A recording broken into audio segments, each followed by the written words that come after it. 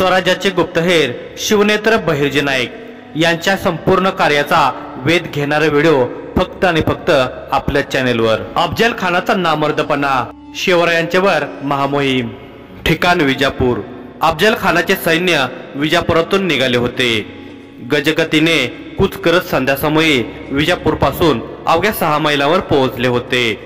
तिथेच खानाच्या सैन्याचा पहिला मुक्काम पडला, म्हणजे जवळजवळ विजापूरच्या परकोटाबाहेरच।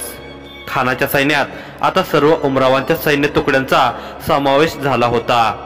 आदिलशाही सैन्य सुद्धा त्यात सामील झाले होते। आदिलशहाने त्याचा शुभशकुनी फतेह लष्कर हा हत्ती सुद्धा अफजल खानाला दिला होता। खानाच्या ह्या विशालकाय सैन्यामुळे विजापुराबाहेर भव्य शहर वसल्याचे भासत होते। हे शहर आता दिवसेंदिवस पुढे सरकत जाणार होते, परंतु त्याचा मार्ग कसा असणार हे अजून खानाने जाहीर केले नव्हते। छावणीच्या सुरक्षेसाठी पहारेकरी गोलाकार उभे होते। तिरंदाज आणि बंदूकधारी 8ही दिशांना उभारलेल्या मनोऱ्यावर उभे होते। छावणीच्या पुढील भागी घोडे बांधले होते, तर मध्यभागी उंट। सरदारांसाठी वेगवेगळे तंबू होते, तर सामान्य सैनिकांसाठी मोठमोठे तंबू उभारले होते। अधूनमधून घोड्यांच्या खिंकाळण्याचा आवाज गुंजत होता, तर मधोन्मत्त हत्तीच्या चित्काराने दिशा भरून गेल्या होत्या। मोठमोठ्या पातेल्यात भात शिजवला जात होता। काही सैन्य विश्राम करत होते। खान मात्र अजून त्याच्या तंबूत आला नव्हता। तो अजूनही जनानखान्यातच होता। सर्व सैन्य स्वराज्याच्या दिशेने निघालेल्या छावणीत गेल्यावर खानाच्या जनानखान्याजवळ मोजून 200 पहारेकरी उरले होते। सलग 10 दिवस आपल्या 62 स्त्रियांसोबत स्वतःला कोंडून घेतल्यावर आज तो बाहेर पडला होता। सकाळी आदिलशहाचा निरोप घेऊन सैन्याला कूच करण्याचे आदेश देऊन तो पुन्हा जनानखान्यात आला होता, परंतु तो आता सुख उपभोगण्यासाठी आला नव्हता। बाहेर चंद्रप्रकाश पडला होता, त्यात पिवळ्या मशाली धगधगत होत्या। जमिनीत रोवलेल्या 62 बांबूंना अफजल खानाने त्याच्या 62 स्त्रियांना बांधले होते। त्याच्या अंगावर नवीन वस्त्र परिधान केले होते, शृंगार केला होता। प्रत्येकीच्या चेहऱ्यावर मात्र प्रश्नचिन्ह होते। कुणालाही कल्पना नव्हती खानाने त्यांना का बांधून ठेवले होते। तो त्याच्या 62 स्त्रियांवर अत्यंत प्रेम करत होता, मग हे असे अमानुष कृत्य का? एका सलग दोरखंडाला त्याने जनानखान्यातील 140 दास्यांना बांधले होते। त्याही तशाच प्रश्नार्थक नजरेने पाहत उभ्या होत्या। तेव्हा खान आपल्या तंबूतून बाहेर आला होता। तो शस्त्रसज्ज होता। कमरेवर म्यानबद्ध तलवार लटकली होती। डोक्यावर आदिलशहाने सन्मानाने चढवलेली पगडी होती। अंगात तांबूस रंगाचा अंगरखा पेरला होता। हिरवट काबा पाठीवरून लोंबकळत सोडला होता। धिप्पाड देयष्टी, बारीक डोळे आणि गळ्यापर्यंत लोंबकळणारे भारदस्त दाढी। मिशीचे मात्र नामोनिशाण नव्हते। त्याच्या ओठाआड लपलेले असुरी हास्य ठळकपणे दिसत होते। तो एक पाऊल पुढे आला आणि त्याने त्याच्या सर्व स्त्रियांवर नजर टाकली। प्रत्येकीच्या चेहऱ्याला पाहून त्याला तिच्याकडून आजवर मिळालेल्या सुखाची स्मृती होत होती। तो आणखी पुढे गेला आणि पहिल्या स्त्रीसमोर जाऊन थांबला। ती त्याच्या डोळ्यात केविलवाने नजरेने पाहत थरथरत म्हणाली, हुजूर, यह सब क्या है? तो ओठांचे एक कडा लांबवत तिच्या आणखी जवळ गेला। त्याने तिच्या वस्त्रावर शिंपडलेल्या अत्तराच्या सुगंधाला खोल श्वास घेऊन छातीत सामावून घेतले। मग तिला झटकन आलिंगन देत त्याने तिचे चुंबन घेतले। तिने तिचे डोळे घट्ट बंद करून घेतले। चुंबन घेत असताना त्याने तिच्या केसावर हात फिरवला। मग हळूच कमरेतून खंजीर काढला आणि तिच्या मानेत घुसवला। तो खंजीर तिच्या गळ्यातून बाहेर आला होता। लाल भडक झालेल्या त्या खंजीराचा खानाच्या दाढीला स्पर्श झाला। ती स्त्री तडफडत होती। तिचे डोळे विस्फारले गेले होते। खान मात्र अजूनही तिचे चुंबन घेत होता। बाकी स्त्रियाही किंचाळत होत्या। आता त्यांना कळून चुकले होते की त्यांना असे का बांधण्यात आले होते। खानाने त्या तडफडून मृत झालेल्या स्त्रीचे चुंबन घेणे थांबवले होते। त्याला शहाजीराजांचे शब्द आठवत होते, जेव्हा त्याने त्यांना दक्षिणेतून कैद करून आणले होते। तेव्हा खानाने शहाजीराजांच्या राणीबद्दल अपशब्द काढल्यावर शहाजीराजांनी त्याला ठणकावून सांगितले होते, तुझ्याही 62 राणी आहेत हे लक्षात ठेव। स्वराज्यावर चालून गेल्यावर तिथल्या स्त्रियांवर अत्याचार करताना आता शहाजीराजांचे शब्द त्याला विचलित करणार नव्हते। यदा कदाचित पराभूत झालो तर मराठे आता आपल्या स्त्रियांना स्पर्शही करू शकणार नाहीत, या विचाराने तो संतोषला होता। पण हा त्याचा मूर्खपणा होता। त्याला मराठ्यांच्या संस्काराविषयी किंचितही आकलन झाले असते तर त्याच्या प्रिय राण्यांना तो बिनधास्तपणे सोबत घेऊन जाऊ शकला असता। डोळे विस्फारत त्याने किंचाळणाऱ्या स्त्रियांवर एक कटाक्ष टाकला, तसे त्या स्त्रियांचे किंचाळणे थांबले। तो घोगऱ्या आवाजात मोठ्याने ओरडला, तोंडातून आवाज काढायचा नाही।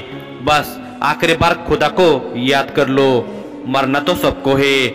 वाक्य पूर्ण करतच त्याने मानेतून तलवार काढून दुसऱ्या तिच्या कंठावरून ओढलीही होती। घळाघळा रक्त निघून तिचे वस्त्र भिजले होते। बाकी स्त्रिया आता ओढ दाबून आपला आवाज दाबत होत्या। खानाने वळून एका अधिकाऱ्याला सांगितले, सगळ्या दास्यांना एक सोबत विहिरीत ढकलून दे। अफजल खानाचा आदेश मिळताच सैनिकाने दोरखंडाला बांधून ठेवलेल्या दास्यांना ओढत फरफटत विहिरीच्या दिशेने नेले। खान आता तिसऱ्या स्त्रीजवळ आला। पुन्हा त्याने तसेच कृत्य केले। त्याने क्रूरतेची सीमा ओलांडली होती। आपल्या स्त्रियांची तो निर्गुण हत्या करत होता।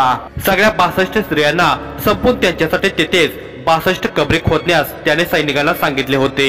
विहिरीत ढकललेल्या 140 दास्यांचा अजूनही आर्त आवाज येतच होता। गटांगळ्या खात जिवंत राहण्यासाठी त्या धडपडत होत्या, पण त्यांचा तो आवाज हळूहळू बंद होणार होता। सर्व स्त्रियांना दफन केल्यावर खानाने सैनिकांना मुख्य सैन्याजवळ जाण्याची आज्ञा दिली। रात्री उशिरापर्यंत खान छावणीत परतला होता।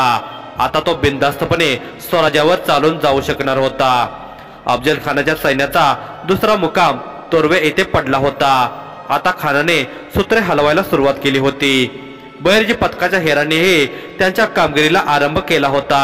नाईक आणि त्यांचे काही प्रमुख साथीदार विजापूर जवळील जंगलात असलेल्या गुप्तस्थळी थांबले होते, तर बाकी हेर शाही सैन्यासोबतच खानाच्या ताफ्यात सामील झाले होते। काही हेर सैनिक तर काही पहारेकरांच्या वेशात होते, काही सरदार तर काही सेवक होते, काही आचारी होते तर काही बाजार बुनगे होते। बाजार बुनगे म्हणजे सैन्यासोबत आलेले असे सेवक जे युद्धात सहभागी न होता सैन्याची काळजी घेत। यात काही वैद्य हकीम असत, काही गुलाम तर काही पेटा किंवा बाजारात जाऊन सैनिकांना आवश्यक असणारी सामग्री आणून देणारे नोकर असत। इस्माईल खान शाही सैन्यातील अश्वदळाच्या एका तुकडीचा सरदार होता। विश्वासराव इस्माईल खानाच्या तुकडीत मोठ्या हुद्द्यावर कार्य करू लागला होता। त्याने आता आपले नाव बदलून अहमद मुस्तफा हे नाव धारण केले होते। तो इस्माईल खानाच्या तंबूत गेला। त्याला नायकाकडून आलेल्या सूचना एका पहारेकऱ्याकरवे मिळाल्या होत्या। नाईक वाट बघत आहेत, त्यांना प्रतीक्षा आहे ती खानाच्या मार्गाची। हळूच विश्वासराव उर्फ अहमद मुस्तफा म्हणाला, खानानं अजून त्याचं खरं नियोजन लपवून ठेवलं आहे। मार्ग अजून उघड केला नाही, पण फार काळ तो लपवून ठेवू शकत नाही। आपली काही माणसं त्याच्या तंबूबाहेर पहारा देत आहेत। सल्लागारांसोबत त्याचं काही संभाषण होताच आपल्याला कळेल। आसनावरून उठून बसत इस्माईल खान म्हणाला, नायकांची आणखी एक महत्वाची सूचना आहे। स्वराज्यात पोहोचेपर्यंत खानाच्या सैन्याचं मनोबल जितकं खचवता येईल तितके प्रयत्न करावे, पण शंका येऊ न देता। विश्वासराव पुन्हा म्हणाला। विश्वासरावाच्या वाक्यावर इस्माईल खानाने होकारात्मक मान हलवली आणि क्षणात तो कसल्या तरी विचारात हरवला। काय झालं, काही कल्पना सुचत आहे का? विश्वासरावाने विचारले। होय, पण ती फते कशी करायची ते कळत नाही आहे, इस्माईल खान थोडा चिंतातूर स्वरात म्हणाला होता। दोघं मिळून विचार करू, सांगा, विश्वासराव म्हणाला। बडे बेगम साहेबांना अफजल खानाचं आणि सैन्याचं मनोबल वाढवण्यासाठी शुभ शकुनी फतेह लष्कर हा हत्ती सोबत दिला आहे। इस्माईल खानाच्या मुखावाटे हे वाक्य पडताच विश्वासरावाने टवकारून पाहिले। दोघांची नजर झाली। दोघांनी किंचित स्मित हास्य केले। पुढील योजना आपसूक स्पष्ट झाली होती। ती सफल करण्यासाठी त्यांना फतेह लष्कराला मारावे लागणार होते। छान कल्पना आहे, तिथेच घाव घातला तर परिणाम उत्तम होईल, विश्वासराव हसून म्हणाला। पण तो शुभशकुन हत्ती आहे, त्याला हत्यारानं मारलं किंवा आजारानं मारलं तर आपल्याला जे साध्य करायचं आहे ते आपण करू शकणार नाही। त्याचा मृत्यू अचानकच व्हायला हवा, इस्माईल खान म्हणाला। इस्माईल खानाच्या वाक्यावर विश्वासराव क्षणभर विचारात गुंतला आणि क्षणात त्यातून बाहेर येत म्हणाला, रानातून अशी काही पान मागवतो जी खाऊ घातल्यावर एका दिवसात हत्ती जमिनीवर पडेल। इस्माईल खानाने विश्वासरावाच्या खांद्यावर थाप मारली आणि स्मित हास्य करत म्हटले, उद्याच हे कार्य पार पाडूया, जेणेकरून आपण सैन्यात याचा असा अर्थ पसरवू शकतो की विजापुरातून निघताच खुदानं अपशकुनाचा इशारा दिला आहे। योग्य बोललात, मी गुप्त स्थळापर्यंत ही सूचना पोहोचवतो। जंगलात असलेले आपले साथीदार आपल्यापर्यंत ती विषारी पानं पोहोचवतील, विश्वासराव म्हणाला. विश्वासरावाने फतेह लष्कर या हत्तीला मारून आपल्या नियोजनाला सिद्ध केले होते. हत्ती अचानक मरण पावल्यामुळे अपशकुन झाल्याची आरोळी उठली होती. संपूर्ण सैन्यात तसेच आदिलशाहीत ही खबर वाऱ्यासारखी पोहोचली होती. खानापर्यंत ही बातमी जाताच खान किंचित डगमगला होता, पण तितक्याच झपाट्याने त्याने स्वतःला सावरले देखील होते. तो हा अपशकुन मानण्यास तयार नव्हता. तो त्याच्या तंबूत मोठ्याने ओरडला, शकुन हो किंवा अपशकुन, शिवाजीला मारूनच सैन्य आता माघार घेणार. त्याच्या समक्ष उभा असलेला त्याचा सल्लागार रशीद म्हणाला, हुजूर, ही बातमी ऐकून बडे बेगम साहेबांना परत येण्यास सांगितलं आहे आणि पुन्हा दुसऱ्या दिवशी निघण्याचा सल्ला दिला आहे. नाही, आता सैन्य पुढेच कूच करणार. खान पुन्हा कडाडला. इतक्या मोठ्या शत्रूवर चालून जाताना काही मान्यतांवर विश्वास ठेवावा असं बडे बेगम साहेबांचं म्हणणं आहे. मोहीम मोठी आहे, खर्च सुद्धा मोठा आहे, रशीद म्हणाला. म्हणूनच राज्य चालवणं एका स्त्रीसाठी कठीण असतं, हे असं भलतं डोक्यात घेऊन बसतात स्त्रिया. बडे बेगम साहेबाला माझा संदेश द्या. घ्या, लिहा खलिता. खान काहीसा रागातच होता. खानाचा हुकूम ऐकून रशीदने लिहिण्यास सुरुवात केली होती. बडे बेगम साहेबा, तुम्ही चिंता करू नका. अफजल खानानं तुम्हाला शब्द दिला आहे की शिवाजीला जिवंत किंवा मृत पकडून आणणार. तो शब्द पूर्णपणे खरा ठरणार. हत्येच्या मृत्यूला अपशकुन समजू नका. या अफजल खानाच्या सामर्थ्यावर विश्वास ठेवा. आजपर्यंत मी बादशाहीला निराश केलं नाही, तेव्हा यावेळी सुद्धा निराश करणार नाही, खानाने मजकूर सांगितला. रशीदने तो लिहून घेतल्यावर खानाचा शिक्का त्यावर उमटवला आणि संदेशवाहकाजवळ दिला. संदेशवाहक गेल्यावर रशीद पुन्हा तंबूत आला. हुजूर, बडे बेगम साहेबाला तर आपण समजावलं, पण आपल्या सैन्याला. रशीदचे बोलणे ऐकून पाठमोऱ्या अफजल खानाने खटकन मान वळवली. काहीसे मोठे डोळे करत तो म्हणाला, सैन्याला म्हणावं, तुमचं या असल्या गोष्टींची घेणं देणं नाही. तुमचं काम आहे लढणं, मारणं किंवा मरणं. मी समर्थ आहे त्या शिवाजीशी लढण्यासाठी. सैन्याला फक्त शिवाजीच्या दुबळ्या सैन्यासोबत लढायचं आहे. त्यातही अपशकुनाचा विचार करायला लागले. काय नपुसक झाले का फौज? एवढी 20,000ची फौज 5,000 मराठ्यावर चालून जायला असल्या गोष्टींचा विचार करते आहे. आपण क्षमतेने त्यांच्यापेक्षा 4 पट जास्त आहोत. असले मूर्खपणाचे विचार कुणाच्याही डोक्यात यायला नकोत. अशी चर्चा करताना जरी कोणी आढळला तर तात्काळ त्याला फासावर लटकवा. माझ्या सैन्यात मला असा एकही नामर्द सैनिक नको आहे. खान उर्दू भाषेत बोलत होता. बहिर्जी पथकाने आपला पहिला डाव खेळला होता. अजून बरेच डाव खेळायचे होते. पहिल्या डावात किंचित यश हाती लागले होते. अत्यल्प का होईना, पण हारण्याचा विचार खानाच्या सैन्यात बहिर्जी पथकाच्या हेराने बिंबवला होता. उद्या पहाटे खान एक मुक्काम पुढे सरकणार होता. कामगिरी फते झाली आहे, एक आदिवासी धावत येऊन म्हणाला. तो घनघोर जंगलात एका जीर्ण मंदिराजवळ शेकोटी करून बसलेल्या 5 आदिवासींजवळ आला होता. सर्व आदिवासींनी कमरेभोवती चर्म लपेटले होते. सर्वांगाला राखेचे लिंपण केले होते. सर्वांजवळ लाकडी धनुष्य होते. भात्यातले बाण सुद्धा विशिष्ट झाडाच्या शाखांपासून बनवले होते. त्याच्या टोकावर विष लावले होते. हे जंगल विजापूर पासून जवळच होते. जसजसा खानाचा ताफा पुढे सरकणार होता तसतसे हे आदिवासीच्या वेशातील हेर सुद्धा जंगलातून पुढे सरकणार होते. खानाच्या सैन्यातून आलेल्या बातम्या लवकर मिळाव्यात म्हणून हे नियोजन होते. धावत आलेल्या हेराने फतेह लष्कराला मारण्यासाठी विश्वासरावाने जे नियोजन केले होते ते सिद्ध झाल्याचे सांगितले होते. उत्तम, नाईक म्हणाले. पण नाईक, अजूनही खानाचा मार्ग कळला नाही. एका हेराने चिंता प्रकट केली होती. त्या हेराच्या वाक्यावर नाईक क्षणभर गंभीर झाले होते, कारण त्यांचे आणि राजांचे सर्व नियोजन खानाच्या मार्गावर अवलंबून होते. त्याखेरीज कुठलीच रणनीती राजे आखू शकणार नव्हते. शिवाय नायकांना हे खानाच्या मार्गात येणाऱ्या गावामध्ये संरक्षणासाठी आपल्या हेराच्या तुकड्या पाठवायच्या होत्या. कळेल, खानाचा मार्गही कळेल. नायकाने शेकोटीतून बाहेर आलेले लाकडे आगीत किंचित ढकलत म्हटले, राजे राजगडावर आहेत. म्हणजे खान भीमा ओलांडून पुढे जात पुरंदरला जिंकून राजगडापर्यंत पोहोचण्याच्या विचारात असू शकतो. एक हेर म्हणाला, नाही, हा फतेह खानाचा मार्ग होता. हा अफजल खान आहे. शिवाय वाईचा सुभेदार सुद्धा. त्यामुळे तो आधी वाईमध्ये जाऊ शकतो, मग त्यानंतर स्वराज्यावर. पावसाळा सरेपर्यंत तो भीमा ओसरण्याची वाट का बघणार? पावसाळ्यात तो वाईमध्ये चैनीत घालवण्याचा विचार करू शकतो. पावसाळा सरताच तो स्वराज्याच्या दिशेने पुढे सरकेल। नायकाने आपला तर्क मांडला। तुम्ही लावलेल्या तर्कात वजन आहे नायक, एका हेराने सहमती दिली। मग तर्क लावणारा माणूस आहेच वजनदार, दुसऱ्याने खोडकरपणे म्हटले। त्याच्या वाक्यावर सगळ्यांनी हसत सहमती दिली। नाही, हम वाई नहीं जाएंगे, हरगिज नाही। खान त्याच्या प्रमुख साथीदारांना दख्खनचा नकाशा दाखवत होता। त्याच्या वाक्याने सगळेच अचंबित झाले होते। खानाच्या डोक्यात नेमकी काय रणनीती आहे हे जाणून घेण्यासाठी सगळेच उत्सुक होते। खान पुन्हा बोलू लागला, सह्याद्रीत घुसून आपण आपलीच कबर खोदून घेऊ शकत नाही। पहाडामध्ये लढाई लढण्यात मराठे खूप माहिर आहेत। हा आपला पहिला प्रयत्न असू नये। आपण शिवाजीशी खुल्या मैदानात युद्ध करू। आपण पंढरपूर इंदापूरहून पुढे जाऊन मग युद्ध करू। पण हुजूर, शिवाजी खुले मैदान में क्यों आएगा? रुस्तम जमान म्हणाला। त्याच्या वाक्यावर खान लांबलचक दाढी कुरवळत हसला। आएगा, शिवाजी आएगा, उसे आना पडेगा। नक्कीच खानाच्या मस्तिष्कात खात्रीशीर नियोजन असल्याचे त्याच्या देहबोलीवरून दिसत होते।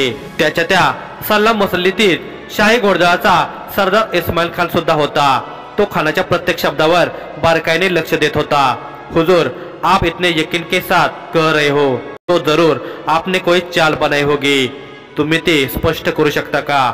सिद्दी हिलालने विचारले। सिद्दी हिलालचे खानाशी चांगले संबंध होते। तो नेहमी त्याच्याशी मन मोकळे बोलू शकत होता, परंतु इतर उमरावामध्ये मात्र ती हिंमत नव्हती। हिलालच्या बोलण्यावर खानाने एक वार त्याला पाहिले आणि स्मित करत म्हणाला, तुम्ही मला ओळखत नाही का सिद्दी हिलाल? मी कोण आहे? कातिले मुतमारिदान व काफिरान शिकंद ए बुनियादे भूतान। मोठ्याने हसून खान पुन्हा म्हणाला, काफिरांची कत्तल करण्यात आणि दिसेल ती मूर्ती फोडून टाकण्यात विश्वास ठेवणारा माणूस आहे मी। त्याने क्षणभर सगळ्यांच्या चेहऱ्याकडे पाहिले। सर्वांच्या चेहऱ्यावर अजूनही प्रश्नचिन्हच होते। त्यांना खानाच्या बोलण्यातले कोडे काय केल्या उलगडत नव्हते। तो हसून पुन्हा म्हणाला, अजूनही कळलं नाही का? सगळ्यांनीच नकारात्मक माना डोलवल्या। शिवाजीला हिंदू धर्माचा तारक समजलं जात आहे। रयतेचा राजा झाला आहे तो। रयत त्याला ईश्वरा समान आहे। मग त्यांच्या ईश्वरांनाच आपण संपू, म्हणजे काफिर रयतेची आपण कत्तल करू, मंदिरं तोडू, मूर्ती फोडू। रयतेचे हाल शिवाजी बघू शकणार नाही। मग बघा तो कसा खुल्या मैदानात युद्धाला येत होते। खानाने त्याचे नियोजन स्पष्ट केले होते। खानाचे नियोजन ऐकून सगळ्याच उमरावांच्या आणि सरदारांच्या चेहऱ्यावर हास्य लाटाने उसळी मारली होती। ते खानाची वाहवा करण्यात गुंग झाले होते। खान त्यांच्याकडून स्वतःची प्रशंसा ऐकून प्रसन्न होत होता। इस्माईल खान सुद्धा त्यातच रमला होता। त्याच्या चेहऱ्यावरचे भाव किंचित मात्र भिन्न नव्हते, परंतु मनोमन मात्र तो खानावर प्रचंड चिडला होता। राजे यावेळी राजगडावर परतले होते। पहाटे देवदर्शन आटपून ते आपल्या महालाकडे निघाले होते। त्यांच्या गंभीर चेहऱ्यावर समाधान झळकत होते। खानाच्या रूपात स्वराज्यावर चालून येणाऱ्या संकटाचा त्यांच्या चेहऱ्यावर किंचितही ताण नव्हता। त्यांचा त्यांच्या सामर्थ्यावर पूर्णतः विश्वास होता। इतक्याच राजांना घोडदळाचे नवनियुक्त सरनोबत नेताजी पालकर येताना दिसले। राजाने आज सर्व अधिकाऱ्यांची बैठक बोलावली होती। गोमाजी नाईक पानसंबळ, कृष्णाजी नाईक, सुभानजी नाईक, मोरोपंत निळोपंत, आनाजी पंत, गंगाजी मंगाजी, रघुनाथ पंत बल्लाळ सबनीस हे मुत्सदे राजगडावर आधीच पोहोचले होते। सरनोबत नेताजी पालकर यांना पाहून शिवाजीराजे कड्याजवळच थांबले होते। कोवळ्या उन्हाला अंगावर घेत त्याने पालकरांना पाऊल स्मितहास्य केले होते। जवळ येऊन नेताजींनी कमरेतून वाकून राजांना नमस्कार केला। राजे, या नेताजी, आकाशातल्या सूर्याचे दर्शन घेऊन नुकतेच निघालो। आता पुन्हा एका सूर्याचे दर्शन लाभले। राजे हसतच म्हणाले। राजांच्या स्वागताने नेताजींचे मन अभिमानाने भरून आले होते। एक राजा आपल्या सरनोबताला बघून जागेच थांबतो हे चित्र त्या काळी दुर्मिळच होते। पण हे स्वराज्य होते। येथे मात्र हे चित्र सहज बघण्यास मिळत असे। इतकेच नाही तर राजे स्वतः आपल्या सरदारासोबत शस्त्राभ्यास करत असत, लहान थोराशे आदराने बोलत असत, रयते सहज मिसळत असत। खऱ्या अर्थाने छत्रपती शिवाजीराजे रयतेचे राजे झाले होते। रायरेश्वराच्या मंदिरात घेतलेल्या शपथेला ते सदैव पाळत असत। राजे, खरं तर आपणच सूर्य आहात। आपल्या तेजामुळे आम्ही मावळे चकाकत आहोत। तुम्ही मावळाला सुख सोयीने समृद्ध केला आहे। मुलखात सुशासन आणलं आहे, नाहीतर मावळाची काय दुर्दशा होती हे तर तुम्ही जाणून आहातच, नेताजी म्हणाले. नेताजींच्या बोलण्यावर राजे स्मितहास्य करत म्हणाले, बरं, तयारी कशी सुरू आहे सरनोबत? घोडदळ आधीपेक्षा जास्त सक्षम करण्याच्या तयारीला लागलो आहोत. आणखी शिलेदार भरती करत आहोत. नेताजींनी आढावा दिला. उत्तम, राजे म्हणाले. इतक्यात राजगडाच्या माचीजवळ डमरूचा नाद घुमला. तो ऐकून राजांच्या चेहऱ्यावर हास्य खुलले. पिंगळा आला आहे आपल्याला आशीर्वाद द्यायला, नेताजी म्हणाले. होय, राजाने होकार दिला आणि पुटपुटले. आम्ही सदैव आतुरतेने वाट पाहतो या पिंगळेची. राजांचे वाक्य नेताजींना अस्पष्ट ऐकू आले होते. त्यांच्या चेहऱ्यावर गोंधळलेले भाव उमटले होते. राजे काय म्हणाले हे त्यांना पुन्हा सांगा, म्हणून ते असं बोलूही शकत नव्हते. पण राजे काय बोलले हे त्यांना जाणून घ्यायचे होते. ते बेचैन दिसत होते. इतक्या त्यांना डमरूच्या नादासोबत पिंगळ्याचे लयबद्ध स्वरात गाणे ऐकू आले. गडकऱ्यानं दान केलं, आम्हा दिलं एक हाती. परमेश्वर देती सहस्र हाती, गड भांडारात शिग लागी. बोली बोलतो बघा पिंगळा, ह्यो पिंगळा महाद्वारी. स्वराज्याची सीमा वाढे भीमेचे त्या तिरी, अन भीमेचे काठ उतू जाती. बोली बोलतो बघा पिंगळा, ह्यो पिंगळा महाद्वारी. पिंगळ्याचे शब्द ऐकून राजाने स्मितहास्य केले आणि तत्परतेने एका सेवकास सांगितले, बुवांना भेटीस घेऊन या. छावणीला लागून असलेल्या जंगलात खानाचे काही सैनिक घुसले होते. हातात भाले घेऊन ते धावत होते. त्यांनी चारही दिशेला एका बिबट्याला घेरले होते. बिबट्या धावत एका दिशेला जात होता. समोर शस्त्रधारी सैनिकांना बघून दिशा बदलत होता. दुसऱ्या दिशेला धावत गेल्यावर पुन्हा त्याला सैनिक दिसत होते. तो पुन्हा दिशा बदलत होता. त्याची ती धावपळ खान हत्तीवरून बघत होता. तो दाढी कुरवळत मोठमोठ्याने हसत होता. मग दातावर दात घट्ट दाबत त्याने धनुष्य चेहऱ्यासमोर धरले. त्यावर बाण लावून प्रत्यंचा ताणली आणि महावताला म्हणाला, महावत, हा बिबट्या नाही, हा शिवाजी भोसला आहे, जो स्वतःला दख्खनचा वाघ समजतो. त्याची सुद्धा अशीच कोंडी करेन आणि मग मी स्वतः त्याच्या नरड्याचा घोट घेईन. असे म्हणतच खानाने बाण सोडला. तो सुसू आवाज करत गेलेला बाण बिबट्याच्या मानेत घुसला. बिबट्या गुरगुरत तेथे जमिनीवर पडला. त्याने त्याच्या भडक डोळ्याने एकवार हत्तीवर बसलेल्या खानाला पाहिले. गुरगुरतच त्याने जबडा विस्फारला. त्याच्या मानेतून गळागळा रक्त वाहत होते. खान मात्र गर्वाने हसतच होता. काही क्षणात तो बिबट्या गतप्राम झाला होता. सैनिकांनी त्याचे पाय बांधून एका बांबूला लटकवले आणि चालू लागले. खान आणि त्याचे सैनिक जंगलात आणखी आत शिरले होते. बोला बुवा, राजे त्यांच्या समक्ष बसलेल्या पिंगळ्याला म्हणाले. राजाने पिंगळ्याला मंत्रणा कक्षात बोलावून घेतले होते. किंचित का असेना गडावरील मंडळींच्या ही बाब लक्षात आलीच होती की कोणीतरी राजांचा जासूद आला आहे. राजांचे हेर कार्यरत आहेत हे सगळ्यांना माहित होते. परंतु राजांचे हेर पथक इतके विकसित आहे ही खबर अजूनही कोणाच्या कर्णोपकरणी नव्हती. राजे, मी विचार करत होतो तसा खानाचा मार्ग अजिबात नाही, पिंगळ्याच्या वेशात आलेले नाईक म्हणाले. मग राजाने विचारले. पंढरपूर आणि इंदापूर कडून तो पुढे सरकण्याच्या बेतात आहे, नायकाने फोडून सांगितले. असे डोळ्यांच्या भावल्यावर किंचित तांदेत राजे म्हणाले. तसे राजाने याचा अंदाज लावलाच होता. त्यामुळे नायकाच्या वाक्यावर त्यांची प्रतिक्रिया आश्चर्याची अजिबात नव्हती. होय, त्याला आपल्याशी खुल्या मैदानात युद्ध लढायचं आहे, नायकाने सांगितले. त्याला आपण त्याच्या सोयीनुसार युद्ध करू द्यायचे नाही. त्याने आपल्या सोयीनुसार युद्ध करायला हवे. आपण निश्चित केलेल्या ठिकाणी त्याला युद्ध करण्यास आपण विवश करू, राजे शांतपणे म्हणाले. अशी कोणती जागा निवडली आहे आपण राजे, नायकाने विचारले. प्रतापगड, राजाने स्पष्ट केले. प्रतापगड, नायकाने आश्चर्याने विचारले. होय, नुकतीच आम्ही गडाची आणि परिसराची पाहणी केली. गडाचे बांधकाम पूर्ण झाले आहे. गड खानाच्या तोफांचा मारा सहन करण्यास सक्षम आहे. खानाचे 50,000 सैन्य असले तरी त्या गडावर चढाई करणे त्याला शक्य होणार नाही. गडावर अशा काही मोक्याच्या जागा आहेत जिथून मारा केल्यास खाली असलेल्या सैन्याची जास्तीत जास्त हानी होईल. खान गडाच्या जवळपास आला तर त्याचे सैन्य बेमोत मारले जाईल. शिवाय गडावर आपण 2 वर्षे काढू शकतो इतका धान्य साठाही जमवला आहे, राजांनी सांगितले. हे तर उत्तम आहे राजे, पण खान प्रतापगडाकडे कसा येईल, नायकाने थोडे चिंताग्रस्त होत विचारले.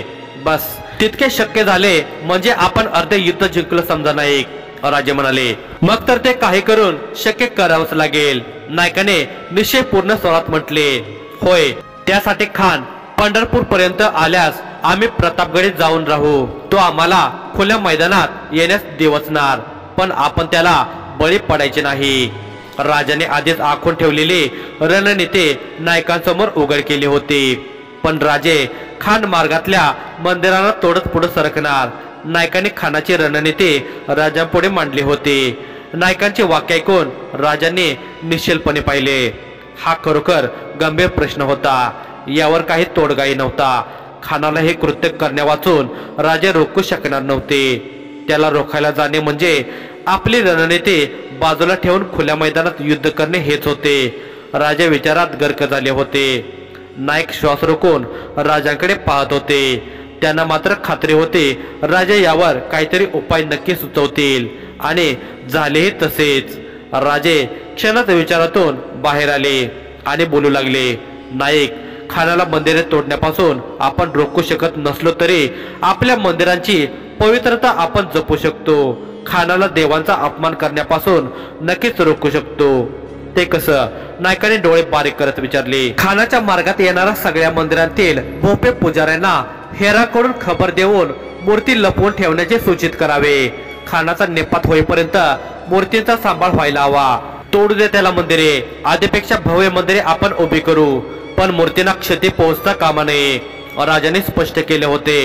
नायकांचे ओठ हळूच विलग झाले. त्यांच्या चेहऱ्यावर स्मित हास्य झळकले होते आणि हसतच ते म्हणाले, जी राजे, आणि तुम्ही सुचवल्याप्रमाणे हेरांच्या तुकड्या खानाच्या मार्गात येणाऱ्या गावात पेरा, म्हणजे रयतेचे नुकसान टाळता येईल. राजाने नायकांच्या युक्तीचा पुनरुच्चार केला. जी राजे, नायकांनी सहमतीदर्शक मान हलवली. आता आम्ही सांगतो खानाचा मार्ग कसा असायला हवा. पंढरपूर, मलवडी, सातारा, वाई, प्रतापगड. नाईक, असे काहीतरी करा की या मार्गाखेरीज खानाकडे दुसरा पर्याय असू नये. याचे दोन फायदे आहेत. एक, सह्याद्रीत आपले मावळे खानाच्या सैन्यावर जड होतील, आणि दुसरे, या मार्गातील बराचसा प्रदेश आदिलशाहीचा आहे, म्हणजे तो तिथल्या जनतेची लुटमार फारशी करणार नाही, आणि खान वाईचा सुभेदार असल्याने तो तिथला प्रदेश उद्ध्वस्त करू शकणार नाही. खान क्रूर असला तरी स्वतःच्या वतनाचे हित जोपासणार आहे, त्यामुळे सामान्य जनता या महायुद्धात भरडली जाणार नाही, राजांनी स्पष्ट केले. हे युद्ध राजांच्या अस्तित्वाचे होते.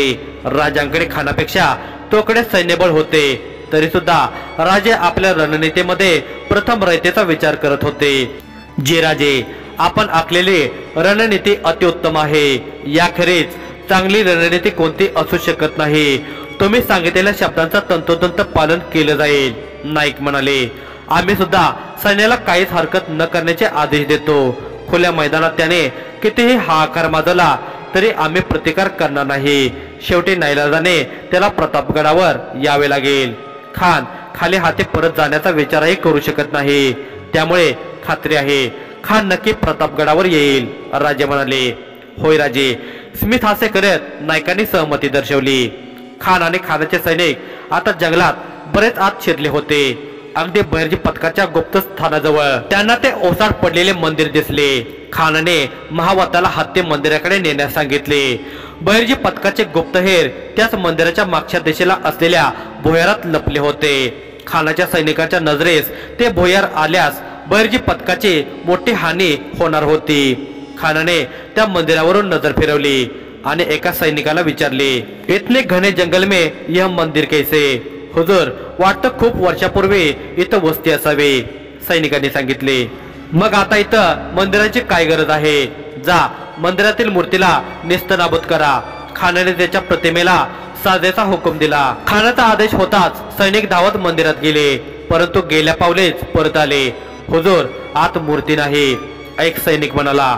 बडी आहे, असे म्हणत खानाने महावतीस हत्ती वळवण्यास सांगितले. खान आणि त्याचे सैनिक पुन्हा जंगलात शिकारीसाठी निघाले. खान जंगलात येणार असल्याची खबर बहिर्जी पथकातील हेरांना खूप आधीच मिळाली होती, म्हणून त्यांनी आधीच मंदिरातील मूर्तीला काढून भुयारात दडवले होते. त्यांनी पेटवलेल्या शेकोटीच्या राखेवर पाला पाचोळा टाकला होता. येथे मनुष्याचे अस्तित्वच नाही असे भासवले होते. आता खानापासून स्वराज्यातील मंदिरांना देखील असेच वाचवावे लागणार होते.